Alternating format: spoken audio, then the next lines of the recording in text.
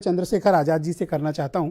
Bhim army के chief हैं और आज़ाद समाज पार्टी भी चलाते हैं। बहुत शुक्रिया आपका चंद्रशेखर जी, हमें समय देने के लिए। उन्नाव की घटना जो कुछ भी है, इसके बारे में मैं आपकी प्रतिक्रिया जानना चाहता हूं। बामुश्किल बड़ी कठिनाई के बाद आखिरकार FIR किसी तरह दर्ज हो पाई, लेकिन तीसरी बच्ची की हालत अभी बेहद नाजुक है। चंद्रशेखर जी,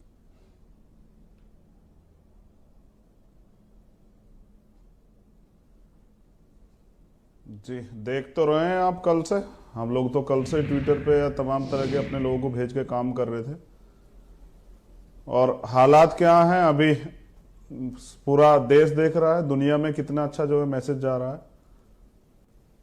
जी। उत्तर प्रदेश जिसके लिए पीठ थपथपाते हैं प्रधानमंत्री मुख्यमंत्री योगी आदित्यनाथ की, ये उनका मॉडल है। इस घटना को लेकर मैं रेप होंगे, हत्याएं होंगी, कत्ल होंगे, लूट होगी, तमाम तरह से जो है अपराध चरम पे जाएगा जी। मगर सरकार कुछ नहीं करेगी। सरकार तो आरोपियों का संरक्षण करेगी, और प्रशासन पुलिस जो है वो अपराधियों को गिरफ्तार करने के बजाय वो पीड़ितों को डराने का, धमकाने का, और पीड़ितों को ये मैसेज संदेश जो है जनता में देने का काम करेगी कि पीड़ित अपने बयान बदल रहे हैं। पर इस तरह की घटनाएं समाज में किस प्रकार का संदेश छोड़ती हैं चंद्रशेखर जी?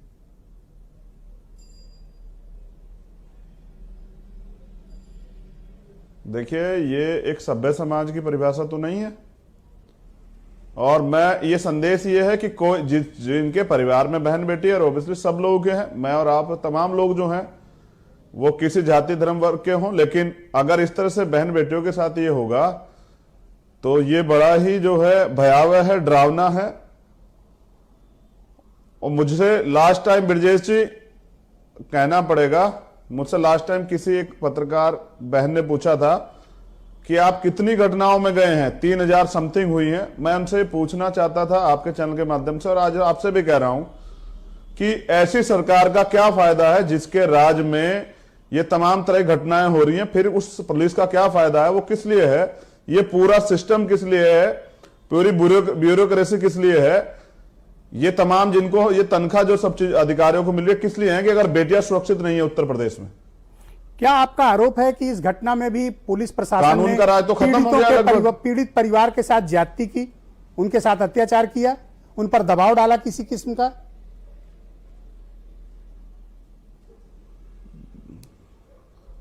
मैं आरोप तो नहीं लगाता, मैं तो सच बता देता हूं आपको। हमने लास्ट टाइम भी डिबेट की थी, तब हाथरस था, आज उन्नाव है। आपने मुझसे बात की और मैंने अपनी बात रखी। ब्रजेश जी, कल से हम लोग मांग कर रहे हैं कि पीड़ित बच्ची को आप उसकी जीवन रक्षा सबसे जरूरी कदम है, उसको एम्स ले आए। हायर सेंटर इसलिए तो है, अगर कोई मंत्री बीमार होगा, कोई नेता बीमार होगा तो दिल्ली आएगा।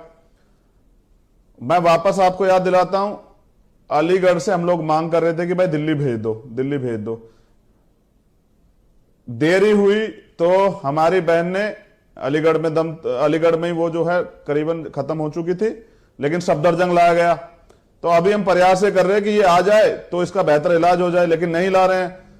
कल कहेंगे कि वो नहीं बची, तो कॉन्स्पिरेसी तो कुछ ना कुछ की जा रही है। सरकार को चाहिए था, मुख्यमंत्री खुद, हमने तो मांग की थी कि भाई एयरलिफ्ट एम्बुलेंस से जो है भेज दो दिल्ली, तो यहां इलाज हो जाएगा। और जो राज हैं, जो तमाम तरह से चीजें आएंगी, जो राज से पर्दा उठ जाएगा, बच्ची खुद बता देगी क्या हुआ है। कोई बांध के जहर तो नहीं खाता है, लेकिन मुख्यमंत्री मठ में बैठ के आराम कर रहे हैं और ये सोच रहे हैं कि इसमें एंगल कौन सा दिया जाए, मुस्लिम एंगल दिया जाए, PFI के तार जोड़े जाएं या कुछ और जोड़े जाएं। न्याय नहीं देंगे योगी आदित्यनाथ, किसी गरीब की बच्ची को, किसी बेटी को न्याय नहीं देंगे। आप पीड़ित परिवार को जो है डराने धमकाने का तमाम तरह का प्रयास हो रहा है, मिलने नहीं दे रहे हैं बेटी से। कैसी हालत है, कोई मेडिकल जो रिपोर्ट्स भी नहीं है, कोई जो है कोई किसी तरह की चीजें बताई नहीं जा रही हैं। विपक्ष का या कोई भी उनके परिवार का व्यक्ति जा नहीं सकता है। ब्रजेश जी, आपको, मुझे तो नहीं पता क्या है। पीड़ित परिवार से आपकी कोई वार्ता हो पाई, उनसे आपकी कोई बात संपर्क हो पाया? मेरी अभी उनकी मम्मी से बात हुई जी भाई, मेरी अभी ब्रजेश जी मेरी अभी उनकी माता से बात हुई है, उनकी भाभी से बात हुई है, और वो कुछ ही मिनट में हॉस्पिटल पहुंच रही हैं।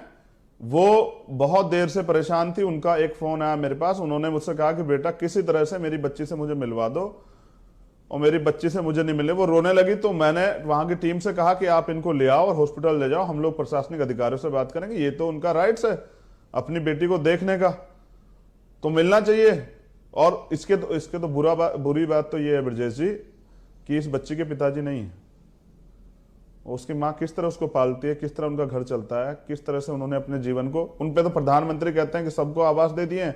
आपने उनके घर देखे होंगे, हमारी टीम ने सुबह दिखाए थे, तो कच्चे घर हैं। तो तमाम झूठ जो है भारतीय जनता पार्टी के लोग फैला रहे हैं। मुझे ये नहीं उम्मीद है कि इस बच्ची को न्याय मिलेगा। मैं सोच रहा हूं सरकार ये सोच रही है कि किस तरह से इसकी जान चली जाए और ये यहीं का ही मामला जो है हम लिपापोती कर दे, ढक दें, अपराधी बच जाएं। और इस मॉडल पे प्रधानमंत्री योगी आदित्यनाथ की पीठ थपथपा कहते हैं कि ये मॉडल मुझे बड़ा पसंद है, जिसमें अपराधियों पे कार्रवाई ना हो, और इस तरह से इनको, दलितों को तो इतना दमन करो कि ये जो हैं अपनी जान की दुहाई मांगे और यहां से छोड़ के चले जाएं उत्तर प्रदेश। तो आपको लगता है कौन सा तरीका, कौन सी एजेंसी और किस तरह से जांच हो ताकि इस पीड़ित परिवार को, इस गरीब परिवार को, इस दलित परिवार को इंसाफ मिल सके?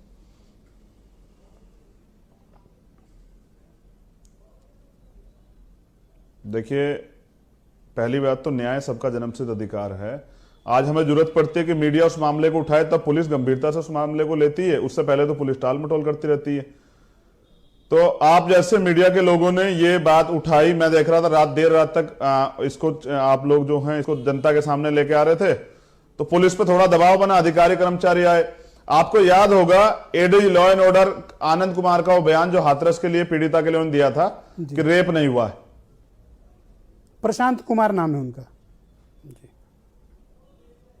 और फिर लास्ट टाइम जब सीबीआई क्लोजर रिपोर्ट, मैं नहीं जानता हूं, बस मुझे तो एडी लॉ एंड ऑर्डर पता है और मुझे जानने को दिलचस्पी भी नहीं है। ब्रजेश जी याद कीजिए कि सीबीआई की क्लोजर रिपोर्ट उन्होंने जो है जारी की और उसमें उन्होंने कहा कि हुई, रेप की एफआईआर दर्ज की, हत्या की एफआईआर दर्ज की। उत्तर प्रदेश पुलिस से तो भरोसा नहीं। मैं आज फिर कहूंगा कि माननीय सुप्रीम कोर्ट जो है सुमोटो ले, माननीय हाईकोर्ट सुमोटो ले, और न्यायिक जांच जो है इसकी हो, सीबीआई जांच हो। तो ये मुझे एक मूवी हमने देखी थी आर्टिकल 15, बिल्कुल लगभग उसके जैसा ही है। और फिर तमाम तरह का उत्तर प्रदेश सरकार का भ्रष्टाचार, अपराधियों के प्रति उनका प्यार, सरकार का जनता के अपराध, मतलब पीड़ितों के प्रति जो दबाव सरकार बनाती है, तो मुझे आर्टिकल 15 लग रही है। मेडिकल रिपोर्ट्स क्या आएंगी, कल पीड़ित परिवार को ही जो है ऑनर किलिंग और तमाम तरह की चीजों में ना फंसा दिया जाए। क्या वो उस स्टेटमेंट पर आप कायम है? क्योंकि आपने उस स्टेटमेंट में कहा कि एम्स के डॉक्टरों का एक पैनल इनका पोस्टमार्टम करें, तब तक इन शवों को सुरक्षित रखा जाए, और डॉक्टरों के पैनल में बहुजन समाज के लोग आधे हों। क्या ये आपका स्टेटमेंट है और आप इस स्टेटमेंट पर कायम हैं? ये मेरा स्टेटमेंट है, और जो पिछला मैंने यूपी सरकार का इतिहास देखा, मैं अपनी बात पे स्ट्रांगली खड़ा हुआ हूं, क्योंकि मैं उम्मीद करता हूं कि यूपी में तो न्याय नहीं मिलेगा। मेरी अलीगढ़ वाली बहन को नहीं मिला, उस जो अलीगढ़ हॉस्पिटल में थी, हाथरस की हमारी बेटी, इस बेटी को नहीं मिलेगा, किसी और को नहीं मिला। उत्तर प्रदेश देखिए, मुख्यमंत्री मठ में है और उत्तर प्रदेश में हाहाकार मच रहा है। बच्चों की चीखें उनको सुनाई नहीं दे रही हैं, माओ की चीखें उन्हें सुनाई नहीं दे रही हैं। इसलिए मैं चाहता हूं कि एम्स का जो पैनल है, क्योंकि पिछली बार इन्होंने लाश को जला दिया था कचरे की तरह, तो दोबारा जो है पोस्टमार्टम नहीं हो पाया, तो चीजें नहीं खुल पाई। तो इसलिए मैं चाहता हूं कि उसको सुरक्षित रखा जाए और उनका पोस्टमार्टम दोबारा से हो पैनल्स में। और मुझे उम्मीद है कि जहां मेरा व्यक्ति नहीं है वहां मेरी बात नहीं होगी। जो लोग न्याय की आवाज को बुलंद कर रहे हैं आप जैसे, वो भी हमारे हैं। तो मुझे सरकार के लोगों से उम्मीद नहीं है, ना सरकार से उम्मीद है। अब आपका अगला मूव क्या होगा? क्या आप उन्नाव आएंगे या फिर कानूनी तरीके से इस मामले की लड़ाई लड़ेंगे? आप क्या करने वाले हैं आगे?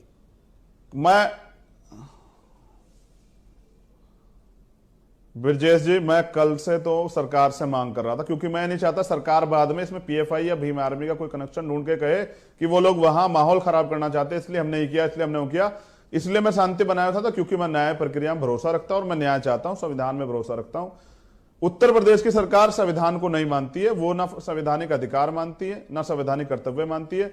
अगर सरकार अब भी कोई एक्शन नहीं लेती, बच्ची को एम्स नहीं रेफर करती, मैं यहां इसलिए था कि अगर वो एम्स आ जाएगी, सरकार को शर्म आ जाएगी, इस जुगूंगी बहरी सरकार को, इस निकम्मी सरकार को शर्म आ जाएगी। अगर वो एम्स आ जाएगी तो कम से कम ये होगा कि उसकी जान बच जाएगी। तो अगर ये उसको, मैं यहां रहूं कि उसकी हम लोग अच्छा इलाज करा सकें, अगर ये नहीं करेगी, क्योंकि पिछली बार सफदरजंग से छोड़ के भाग गए थे, ये अस्पताल छोड़ के भाग गए थे, डॉक्टरों ने यह सही तरह जो है एंटरटेन नहीं किया, तो मैं इसलिए यहां था। मगर मुझे पता है कि ये लोग जो हैं, ये हत्यारी सरकार तो मदद नहीं करेगी, तो हमें उन्नाव की तरफ रुख करना पड़ेगा, और मैं उन्नाव कूच करूंगा, मैं परिवार से मिलूंगा और मैं अस्पताल में जाऊंगा। मैं पूछना चाहता हूं, ये जो अधिकारी कर्मचारी जो इनको हमारे टैक्स से जिनको तनख्वाह मिलती है, जिनका काम है न्याय सुनिश्चित करना, ये हमारे मालिक कब से हो गए? ये कब कैसे तय करेंगे कि घटना क्या हुई है? ये कैसे तय करेंगे कि परिवार के लोग क्या बोले मीडिया पे? ये मीडिया को कैसे रोकेंगे? जनता को मिलने से परिवार से कैसे रोकेंगे? ये पुलिस और सरकार नहीं तय करेगी, इस देश का संविधान तय करेगा, कानून तय करेगा। मुख्यमंत्री अपने आप को तानाशाह ना समझे, तानाशाही नहीं रही है, लोकतंत्र है। हमने तो मुख्यमंत्री को भी खुद जो है अपने मुकदमे वापस करते देखा। हमने मुख्यमंत्री को मैं पर्सनली कमेंट नहीं करना चाहता था, मगर कहना पड़ेगा कि सरकारों में रह के आज जो शोषण वो कर रहे हैं, जिस तरह तानाशाही कर रहे हैं, मैंने उनको रोते हुए देखा लोकसभा में। तो मैं उम्मीद करता था कि संत जो है वो सबके होते हैं, और संत के लिए जात बिरादरी नहीं होती है, और संत जो है सबके लिए न्याय के लिए खड़े होते हैं। लेकिन संतों के नाम को भी डबो दिया ऐसे व्यक्ति ने, जो सिर्फ और सिर्फ अपराधियों के पक्ष में खड़ा है, और न्याय और अपराधियों के बीच में, न्याय और पीड़ितों के बीच में बाधा बन के खड़ा है। मुझे दुखद है कि एक अयोग्य व्यक्ति उत्तर प्रदेश की कुर्सी बैठा हुआ है, और उत्तर प्रदेश की जनता में हाहाकार मच रहा है।